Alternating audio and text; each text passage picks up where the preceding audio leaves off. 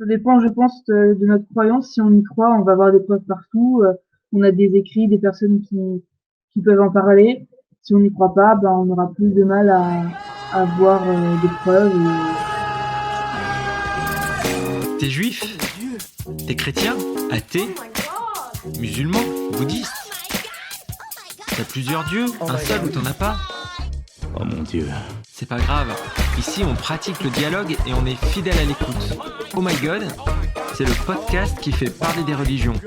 On y croit ou pas? Un podcast du magazine Phosphore en partenariat avec l'association Coexister. Aujourd'hui, quelqu'un a-t-il la preuve que Dieu existe? Oh mon Dieu.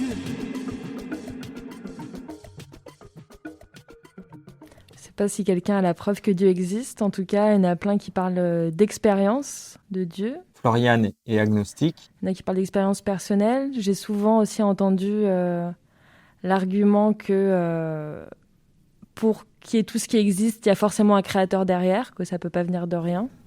C'est vrai que le mot preuve, c'est scientifique. Enfin, moi, en tout cas, quand j'ai le mot preuve, je mets scientifique à côté. Et du coup, les preuves scientifiques, je crois que c'est... Ophélie est déiste. Elle croit en un Dieu, mais ne s'inscrit pas dans une religion particulière. C'est quelque chose qui... tout le monde va dire que c'est véridique, quoi. Et donc, moi, j'ai l'impression qu'on ne peut pas dire qu'il y a une preuve que Dieu existe, vu qu'en effet, c'est plus une expérience qui est individuelle, propre à chacun. Et oui, moi, je dirais plutôt que Ce serait non. plus de la foi, en fait. Ce serait de la, Oui, c'est ça. de la science. Ouais. Il n'y a pas de preuve scientifique. Savoir et croire sont deux mots bien différents. Je peux croire en un Dieu, ressentir sa présence et vivre ma foi avec la certitude qu'elle est réelle, mais je ne peux pas la rationaliser ou la prouver par des critères scientifiques partagés universellement. Ce sont deux registres différents et pas nécessairement opposés si on ne les mélange pas. Et après, moi, je pense pas que quelqu'un ait la preuve absolue, irréfutable et indéniable, mais je pense qu'il y a beaucoup de gens qui ont essayé de prouver que Dieu, d'ailleurs aussi de prouver que Dieu n'existe pas. Amine est musulman. J'avais aussi entendu quelqu'un qui a essayé d'avoir un raisonnement par l'absurde, en fait, en disant, bah voilà, si Dieu existe, alors selon la Bible, il est ça, mais ailleurs, on lit aussi qu'il est ça. Mais du coup, est-ce que ça se contredit pas? J'ai l'impression que depuis des milliers d'années, on se creuse la tête pour essayer de trouver, et on continuera, quoi. C'est ouf. Sans jamais avoir... C'est ça. En fait, on pourra jamais savoir, sauf un jour, peut-être, que Dieu parlera dans tous les haut-parleurs du Mais monde, et encore, on je croira pense que que ça même on si croira que c'est un Dieu extraterrestre. faisait une démonstration de fou en mode ouh, il y en aura qui sera là pour dire bah non, moi j'ai pas vu pareil. Enfin, je pense que ça se contradierait dans tous les cas. Mais c'est vrai que quand tu as une preuve scientifique, du coup, ça devient une vérité. Et moi, en tout cas, dans ma conception, il n'y a pas une vérité par rapport à Dieu. Vraiment, il y en a autant d'humains qu'il y a de vérité de Dieu. Donc, oui, pour moi, ça peut pas trop coller quoi, ensemble. Mais je me souviens que moi, ça me rendait ouf quand j'étais petite, parce que je me disais, mais les miracles, parce que du coup, dans les évangiles, on parle beaucoup de miracles. Déborah est catholique. Est-ce qu'on est sûr que vraiment il y a eu... Et ça me rendait dingue cette question-là, et je me souviens qu'on me répondait, mais non, on n'est pas sûr, parce qu'en fait, Dieu veut nous laisser libres, et du coup, il fait exprès qu'on ne soit pas sûr qu'il existe. Comme ça, on reste libre de croire ou pas. Parce que sinon, il nous imposerait, en fait, si on avait une preuve scientifique irréfutable, on serait obligé de croire en Dieu. Et du coup, on me répondait toujours ça. Ça m'arrangeait pas trop, mais mais bon. Du coup, t'étais pas plus avancé, quoi. Non. Après, il y a une petite expression que j'aime bien, c'est les clins d'yeux.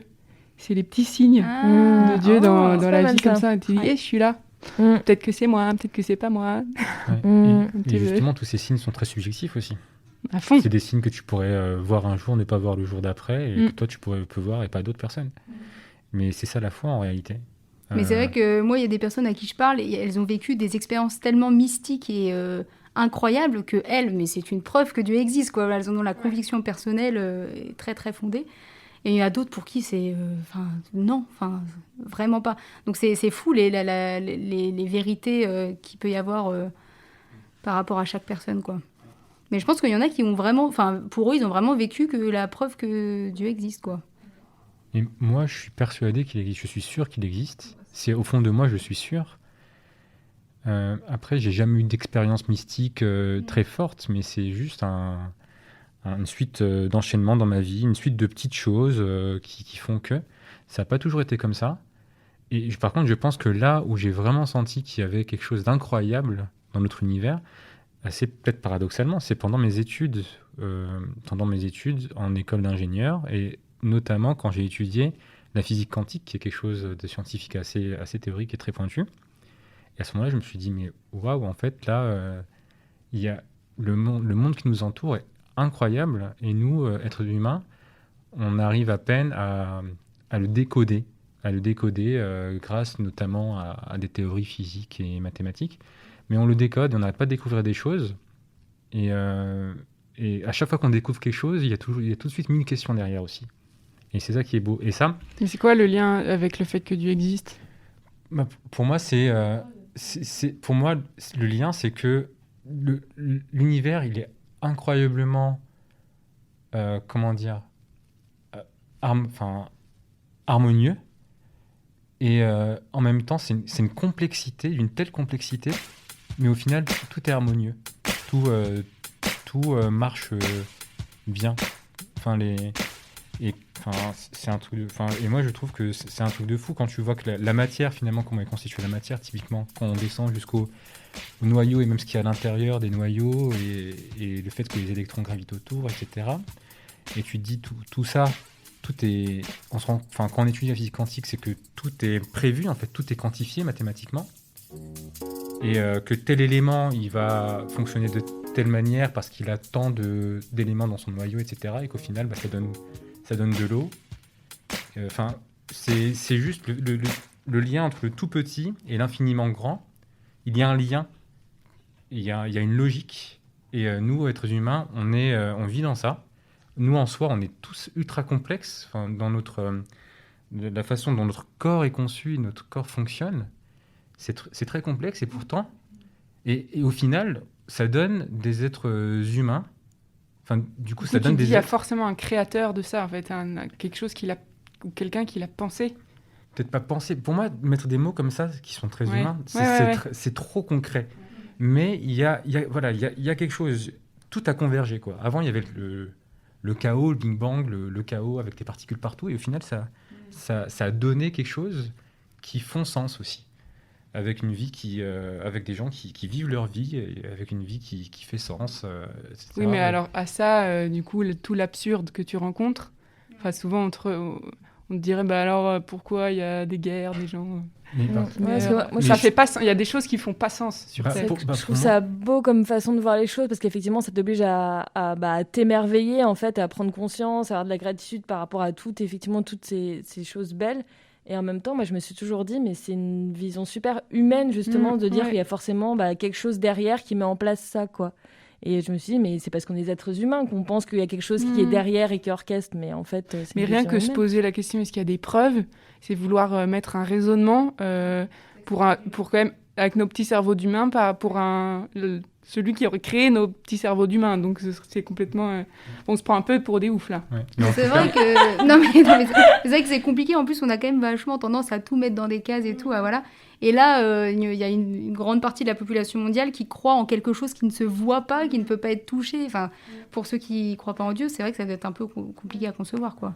Mais j'aime bien, du coup, ce que tu racontes, en fait, finalement, il y a toute une partie que t'arrives pas justement à répondre à ma question, c'est quoi le lien entre ça et Dieu, et t'assumes de dire, non, ça veut...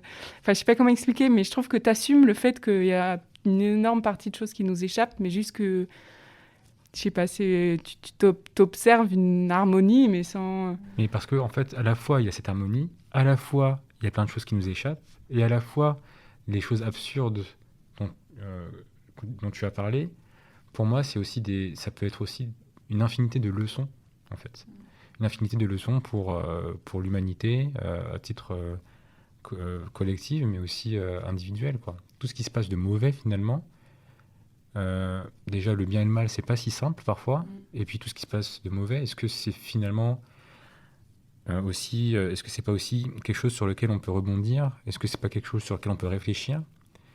Et moi, je dis pas que ça me donne la preuve, mais c'est ce qui m'a donné la foi, quoi. Et quand j'en parle, quand je dis que finalement, moi, je pense que j'ai eu un gros saut de foi dans ma vie grâce à la science, justement, ça me fait sourire, entre guillemets, parce que je sais que c'est très paradoxal. Je sais que beaucoup de gens opposent les deux, en fait, la foi et la science. Mais moi, et je le comprends, d'ailleurs, c'est des choses qui vraiment n'ont pas rien à voir l'une avec l'autre, mais qu'il faut traiter de façon vraiment séparée. Et du coup, moi, quand j'entends des discours aussi, du type la science est supérieure à la foi, par exemple. Il faut, par exemple, la foi ne devrait pas avoir autant d'importance dans la vie de quelqu'un, parce que c'est la science qui fait qu'on construit des ponts et on construit des ordinateurs, et c'est ça la vérité. La vérité, la science, c'est la vérité. En fait, moi, ça me gêne un petit peu, parce que pour moi, c'est très complémentaire en réalité. Pour moi, c'est très complémentaire dans ma vie, dans mon quotidien. Et j'ai pas envie, j'ai pas envie que des gens qui croient se disent qu'il y a quelque chose de mal dans le fait de croire. C'est pas mal en soi d'avoir vocation à vouloir se rapprocher de Dieu. C'est pas mal en soi de se dire, mais moi, je veux que mon quotidien, que je le fasse davantage dans ma quête spirituelle. C'est pas quelque chose de mal en soi. Pour moi, en mêlant, en faisant apparaître des rapports, ou en mêlant science et religion, il y a deux dangers. Donc il y a le fait que se dire que finalement la religion c'est faux, c'est pas important par rapport à la science. Et l'autre danger, c'est aussi que les religions essayent de prouver de façon pseudo-scientifique, entre guillemets, que Dieu existe forcément, ou que telle religion a forcément la vérité. Par exemple, juste parce que, disons que dans les textes, il y a les textes témoignent d'un certain phénomène qui aurait été scientifiquement prouvé, démontré des années plus tard. Et il y a des gens qui utilisent cet argument-là pour dire, regardez, la chose que vous venez de démontrer là, que vous venez de trouver, pour lequel vous avez un prix Nobel, monsieur, c'est écrit dans le Coran ou dans la Bible depuis des centaines et des centaines d'années. Hein. Donc, vous faites quoi là maintenant? Vous vous convertissez ou voilà. Et il y a des gens qui sont comme ça, mais c'est un peu biaisé. C'est un peu biaisé parce que c'est une chose différente que d'observer quelque chose qui est visible et de démontrer que cette chose a une origine physique que je peux expliquer, que je peux calculer, que je peux prédire, et qui va se produire tout le temps de la même façon si les bonnes conditions sont remplies. C'est deux choses qui sont différentes. Donc démontrer qu'il y a un résultat... Mais c'est normal de vouloir chercher une cohérence aussi. Pour moi, s'il y avait une preuve de l'existence de Dieu, si quelqu'un avait la preuve de l'existence de Dieu, ce serait quand même Jésus. Parce qu'il est quand même venu en disant « je suis Dieu ». Donc, s'il y en a un, pour moi, c'est lui. Mais on n'est pas sûr. Mais pour moi, la foi, c'est juste de lui faire confiance, quoi. Et de faire confiance aux personnes de cette époque-là qui l'ont vu, qui ont dit après « j'ai vu Dieu ». Mais voilà, c'est tout le bail. Alors que... oui, alors juste pour terminer là-dessus, alors que moi, j'aurais plus tendance à faire confiance à mon expérience personnelle plutôt qu'à une personne qui a dit que, qui a dit. Donc... Alors que moi, sans Jésus, je ne croirais pas en Dieu, je pense. Oui. C'est marrant, mais je sais... moi, c'est sans mon expérience personnelle, de ce que j'expérimente. Je pense que vraiment, la foi, elle se développe... Enfin, en tout cas, moi, c'est ma conception, c'est que la foi se développe beaucoup plus par l'expérience que par écouter quelqu'un. Enfin, pour moi, faut vivre la chose. Mais ça, c'est totalement quand t'as pas mon d'expérience. Ressenti.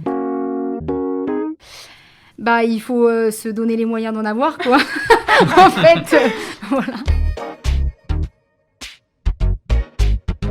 Oh My God, le podcast qui fait parler des religions. On y croit ou pas? Un podcast du magazine Phosphore en partenariat avec l'association Coexister.